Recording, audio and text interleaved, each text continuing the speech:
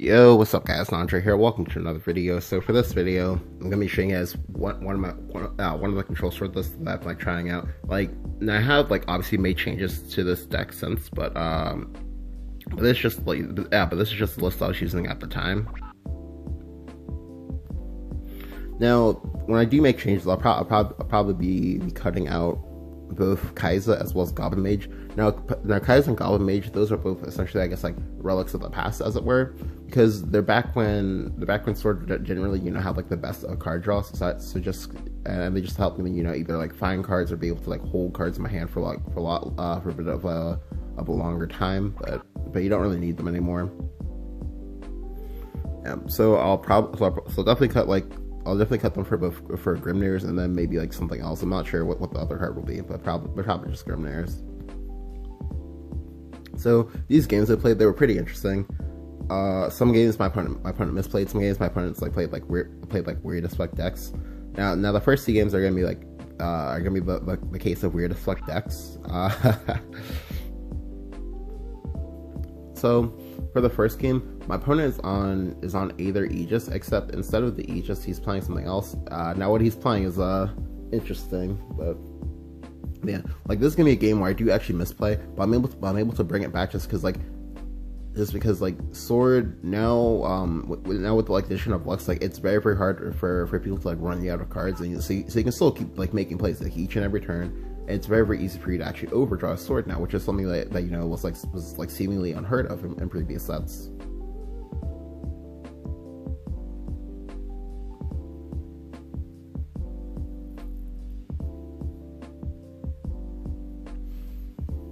Alright, so here I have double Lux. Now double Lux is actually very good because I can play one for tempo, and I can hold the next one for like maybe say turn 4.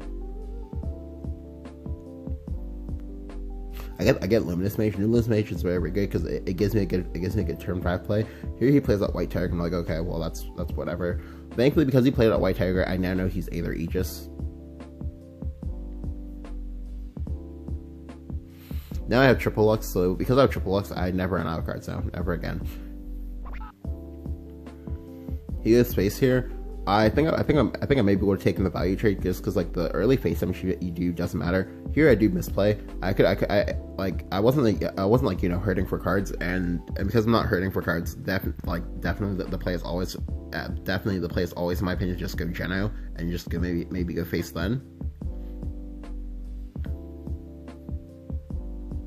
Since I already had like everything I needed, but now thankfully I have triple Albert. But this turn is annoying because this turn I will have to use my Unsheathed Blade, and I will have to show him that I have Hero of Antiquity.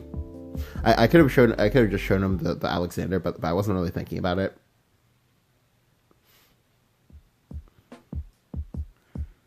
Yeah, so I just get him flashed up, kill it. Now if he has Garuda, this is a problem.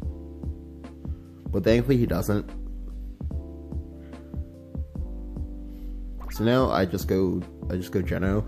Now most likely he's probably not gonna make any plays this next turn because he's probably trying to like set me up for a good like Tribunal. Sorry, not Tribunal. Probably trying to set me up for a good Themis, which is fine because that just gives me a free Durandal.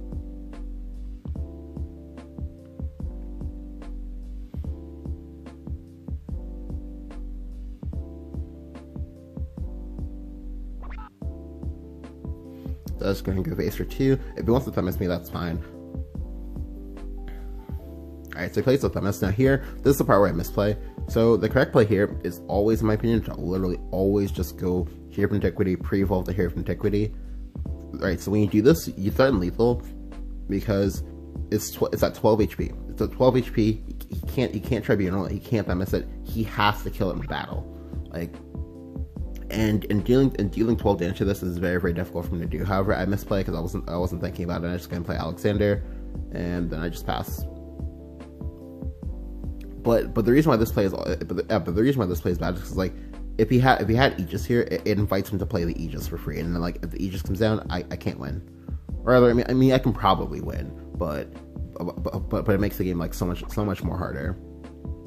Like so. Because now, if the order had been reversed, and I say, for example, say did not have the Albert, then just playing the hero like that would have been able to let me get an 8 damage. It full clears his board. He has to try to like Themis again, but it's not going to clear the hero, and yeah.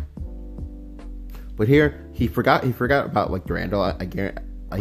So he forgot about the Durandal. So my hero does live at 1 HP, and here he plays Aether to get an Incandescent Dragon. Now, Incandescent Dragon is a card that I haven't seen in a long time, but it's actually very, very annoying versus Sword, because like if you play Albert, your Albert does nothing. Like your Albert literally hits for 3, then hits for 1, and it's like, oh, okay, well, GG Albert. But yeah, but this turn I actually misplayed, because I don't know why, but like in my mind I thought like Incandescent Dragon Red like deal 2 to your opponent's deal 2 to your creature's attack, deal 2 to your creature's like HP. So I thought I can like attack it with my hero, which was a huge misplay. But yeah, because what I could have done is I could just attack with hero, go ahead and play like Gawain, then go ahead and then clear off the is I could have attack with hero, drop the Incandescent Dragon down to 4 HP, play Gawain, play Gawain, then play Bladed Hedgehog, Shield of Flame the Incandescent Dragon, trade Gawain into his 3/4 Priest of the Cudgel, and I'll be in a good spot, because now I have a 3/3 Bladed Hedgehog. I also have a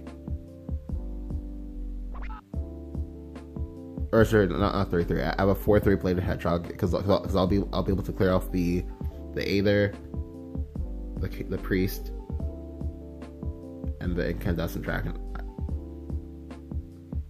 Oh no, my bad. Just the 3/3, and then the just the 3/3, and then the 4/2, or sorry 4/3.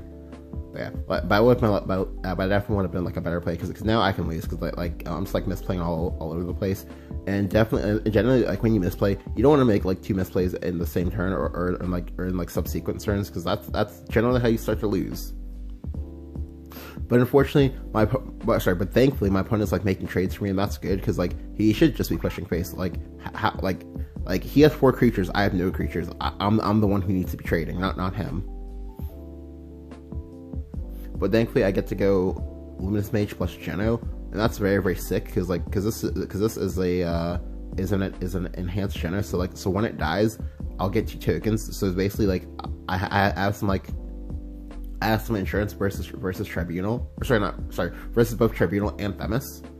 Additionally, he still needs to find his Aegis, and he can't actually threaten like 2-turn lethal unless he plays the Aegis.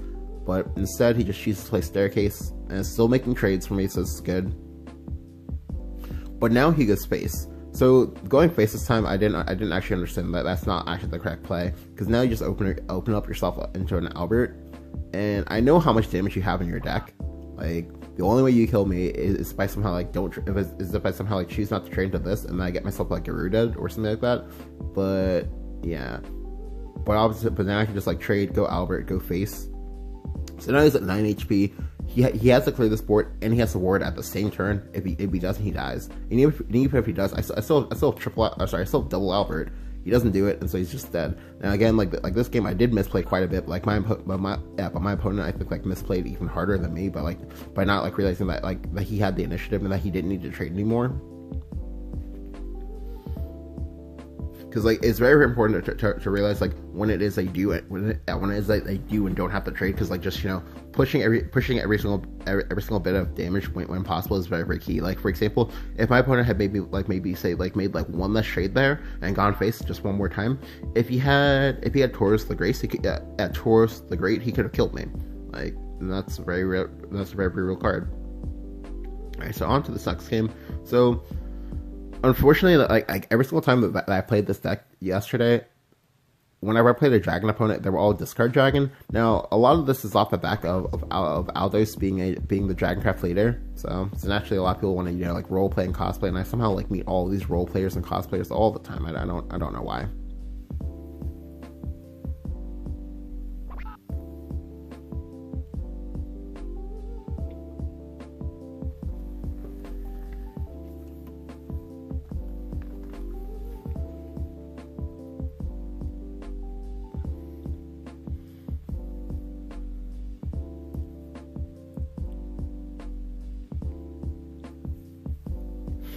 Alright, so here he plays a Lux Pink hit. I'm like, okay, well, he's definitely discard Dragon. That's fine.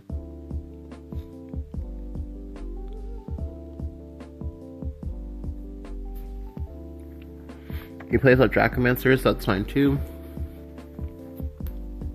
So here I play Goblin Mage. I played the Goblin Mage just because I want to see one extra card. If I can see the one extra card, maybe I can like hit a commander with my next draw, and that'll be very, very good for me. Now here he tempers out a Dragoon Scyther.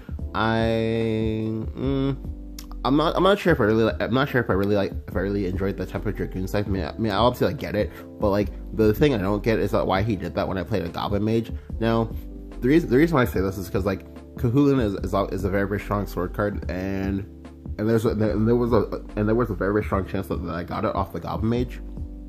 So if I have it, then this is a very, very bad play, because like suddenly your Scyther who could kill much more stronger targets suddenly now kills nothing. Like sure, you get a free fervor off of this if you want it, but that's not a good fervor just because you give me more initiative as the sword player, and you still need to like build up a hand size. So you just give me a lot of like free time here, but I don't know. I mean, like maybe it was like his best play. So I just got in trade. Now here he has Sybil. Now he misplays here because like 100% of the play is always to pre-evolve the Sybil. The reason why you pre-evolve it here is because like literally, right? Think for a second. What in Sword can actually clear a 6/7 Sybil? The answer is nothing. Like, well, sorry, the answer is next to nothing. Like literally, the only way that I could have cleared it would be to have either Unsheathed Blade for say Hero of Antiquity or Fang Blade or something like that, or to have Barbosa and Eva the Barbosa. So in the event that I had the Barbosa and Eva the Barbosa, we basically trade Evos, and I still give you back initiative, so you can go ahead and play your Fervor now if you want to. Or if I go Unsheathed Blade, I use a card that I probably would have liked to use on something else to have to use it there.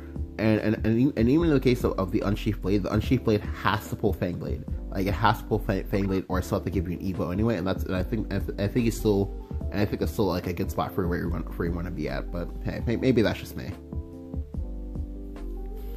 So now I just get to go Gawain. I Evo the Gawain. Thankfully, the Gawain tags a billion commanders in my hand, which is actually very, very nice. Like I tagged 5 commanders. Well, really just, sorry, not 5. I tagged 6 commanders. Well, really just 4, because I never actually count Albert in my commander tags, because I already know I'm only gonna play it on like turn 9 anyway, so it doesn't matter to me.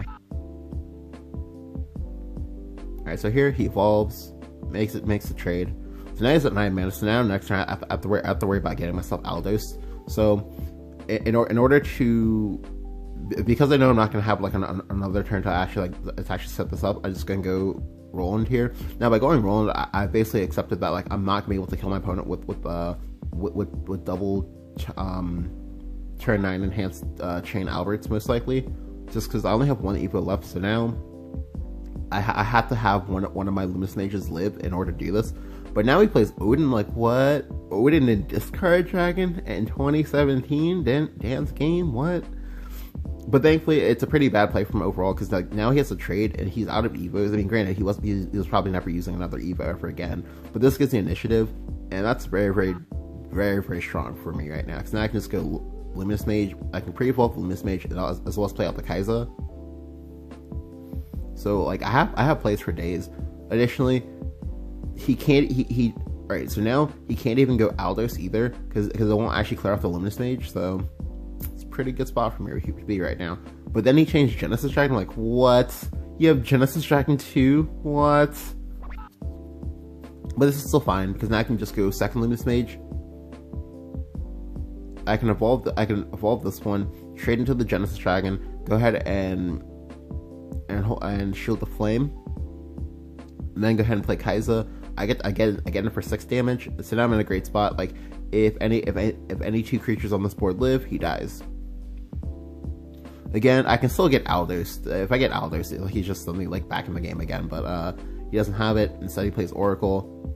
It's a second Oracle. I'm like, okay, well, you're just dead then. Yep, into Fervor. But that's not good enough, because like he did not think about the damage calcs at all. Like even if he somehow like went back to full, I could actually still kill him. Because alright, so I go Albert. Albert is 6 damage by himself, 10 damage if I use the Evo. but instead I'm going to use the Evo on the Luminous Knight, because that's 3 plus 3, so that's 6, 9, 12, and then with Albert is exactly 20. So yeah, he definitely did not think about how much reach I had to S sword, and that came back to bite me in my ass. Yep, so he's just dead.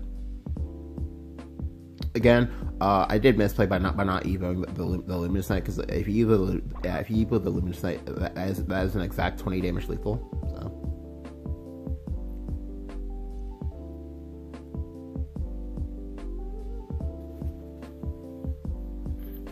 Yeah, like that game was just like weird. My opponent just like, I don't even know. Like I don't know. Alright, so on to this next game. This game is Swimmy versus Bloodcraft. So some of the games that I did lose, like it was just because like I just like, for me, like I never actually show you guys this, but like for a lot of decks I just kind of like plug and chug, and just like if I'm like unsure of like what I think is gonna be like the best in it, I'm just gonna go and put in a lot of like somewhat weird card choices. Like for example, why you see me play like a lot of like carrots and whatnot, and a lot of decks, just because those like kind of like they're I guess like comfort picks for me, which helps a lot when you're like playing a deck. Just find something that's a good like comfort pick for you, and just like like include it in the decks. This way, like when you're testing, you have something like reliable to fall back on. So here, my opponent didn't mulligan any cards, so I figured that he was probably an aggro deck of some sort. It turns out that he's Vengeance Blood, which is fine, because my hand is very good versus Vengeance Blood right now. Because in the past, one thing they had to worry about is that like you wouldn't be able to clear off their like oversetted dudes. But here he goes Razor Claw. I didn't actually like the Razor Claw that much, because now I know that he has a really bad hand. And I just hold the Geno. I hold the Geno because like if I play the Geno out and then like he goes sorry. If I play out the Geno and then he goes, oh, okay, and then he goes like Belphegor, I'm in an awkward spot because I have to give him my second Geno, and then he just has initiative, and that's like not a good spot for me to be in. Whereas if I don't play it out here, maybe he plays his Belphegor and maybe does not have the Foresight pre-evolve. So if he doesn't do that, then I just go ahead and use my Geno first. Use my Geno to collect his 4/4, because right now like I'm basically playing the role. I'm basically playing the role of defender here, because my hand is very reactive, which is fine. That's not a big deal. So here I just gonna go Geno. I'm not gonna evolve it. I don't care. I don't care if this first Geno dies, just because like I have so many cards that just like let me like keep clearing his board until I can draw like real cards. Okay, now here he goes Vanya. He was the Vanya, and I'm expecting him to also have the bats as well. So I'm gonna eat a lot of damage. Yep. So I ended up eating 4 damage. Okay. Now this turn is actually very important, which is why I decided to deposit. So when you're playing with Unsheathed Blade, aka Flash Step, and you get into a situation like this, like one thing that's important to consider is whether or not you want to sacrifice your Alexander, because I can choose to hold the Alexander if I want to by giving it. Sorry, I can choose to keep the Alexander if I want to by evolving it. So that way I get to clear it right now, and I get to clear again on turn 8. It will cost me an Evo, but again, like I said, I already know I'm playing the role of the defender here. Like I'm not in like any, I guess, like I'm not in a particular, I guess, like game state that would let me to believe that like I could like somehow like kill him with the Albert Evo. No, I know now that me getting the Albert Evo is never gonna be what kills him. What's gonna kill him is that just like run him out of cards, because I have like better cards than he does. So I just go ahead and go Unsheathed Blade. Alright, so I don't do it yet, but I do evolve the Alexander to save it. Because again, like, because now he knows on turn 8, I'm just gonna full clear his board again, no matter what it is he plays. And to me, like, knowing that I can do that, it's worth the Evo. Now here, if he has Karabos, I'm in trouble, but he does not have it. Instead, he just goes Razor Claw and then passes. I'm like, okay, sure.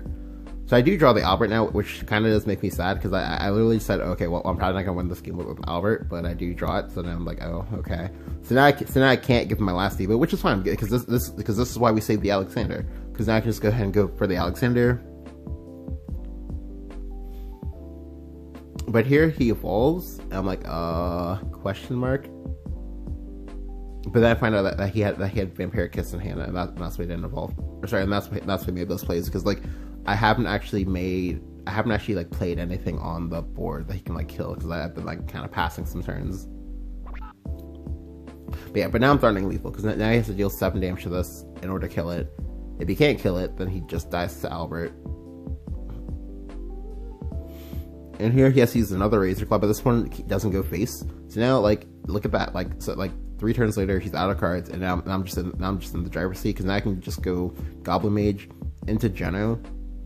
Because the Geno's enhanced, that means I have guaranteed 2 damage, because he can't full clear this entire board. If he just clears the Geno, he dies. If he just clears the Luminous Mage, he dies. And here he just kind of gave up, because like he realized it was over for him, because like there's really no way they come back into this game. Like, you've already used all 3 of your Razor Claws. They didn't actually do anything.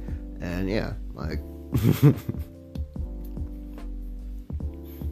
like just being able to Alex. Alright, so ordinarily with the board state that he made, like on the turn 5 with the 5 bats 1 Vania, like ordinarily versus sword, that would just be you know the end of the game, because like you can't actually clear all of this off without maybe like playing a Cyclone Blade. But the Cyclone Blade, the earliest that you can play it for to actually, the earliest that you can actually play it while having a board is at turn 7, and by then it would have been like way too late. I would have eaten like 1 billion damage. I would have just died, because he had triple Razor Claw, like.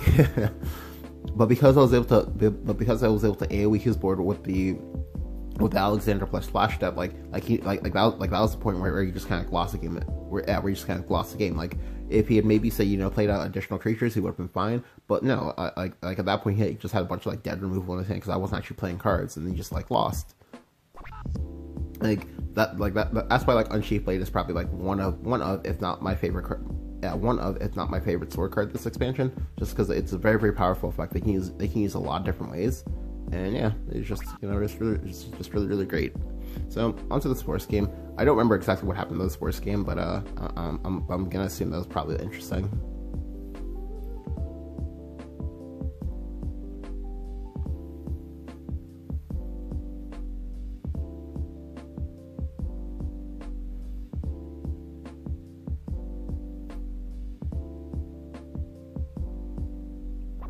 Alright, so my hand is super bad here, so I'm just gonna toss it all back and pick up a much more reasonable hand. Now, I believe I am going first, but I don't actually play that many 2-drops in this deck. Like, I think I play like 6 actual creature 2-drops, something like that. No.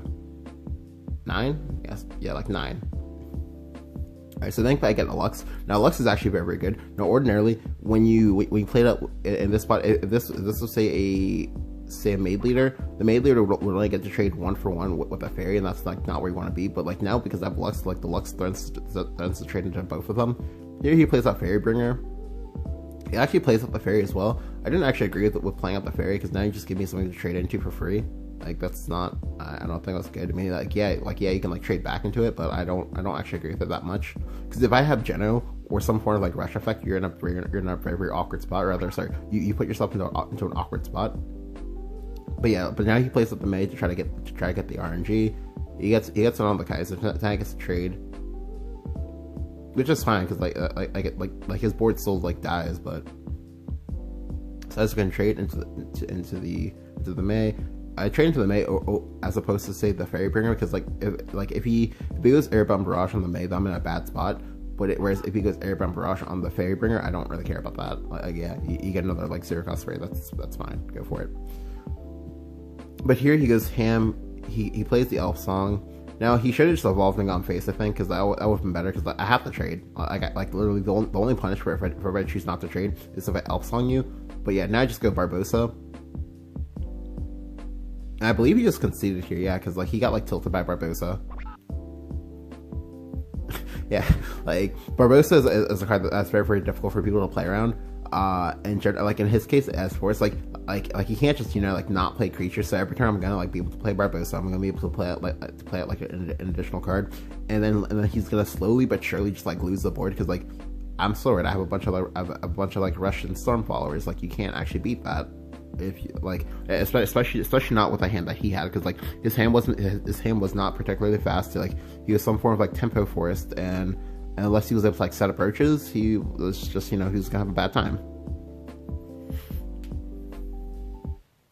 Yeah, Barbosa is also another card that I really like for SWORD, just because like to me it's basically the Ouroboros of SWORD, and that's very, very strong. Just because like Ouroboros, part of the reason why Ouroboros was so strong, like even just the healing aside, is that like every time Ouroboros comes down, it forces your opponent to play a different game. Like it forces your opponent to not only clear the Ouroboros, but also put something in play, and the thing you put in play has to either have stealth or has to be above 3 HP in order to not die to me just replaying the Ouroboros. Like Barbosa is a very strong stall card that can be used offensively. So here he plays a Conjure Golem. I believe this turn just shoots Blade Hedgehog. Like if he has the Kegele, that's fine. If he has the Magic Missile, that's fine. I don't care.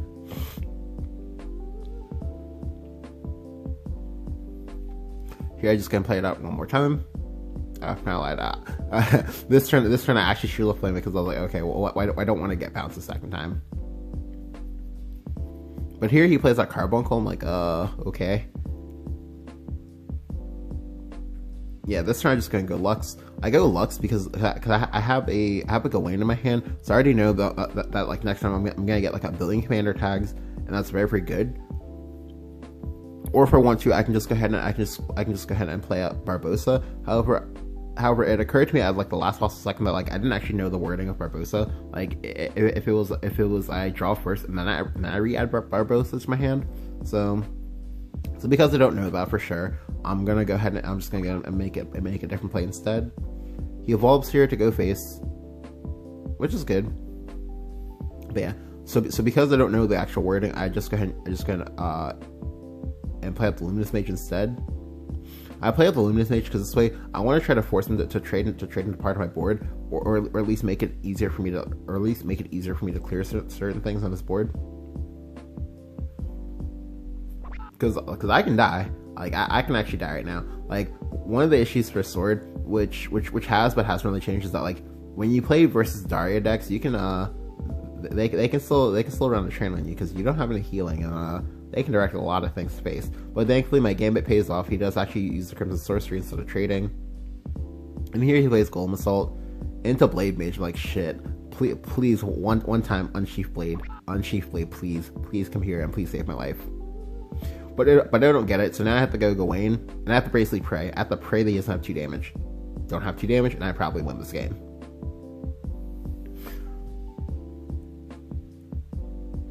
But here he goes. Okay, so the other good thing is that now, if he can't kill me, sorry, like if he doesn't have the foresight of going face and just ignoring this Gawain, then I probably win this game. The reason why is because like thankfully one of the commanders I tagged was Alexander, so now I'm gonna be able to Alexander's board. Now ordinarily he would probably just, you know, be content just like making this board state, knowing full well that I can't actually do anything to him, and he'll probably trade. If he trades, that's a mistake, and that's gonna cost him the game.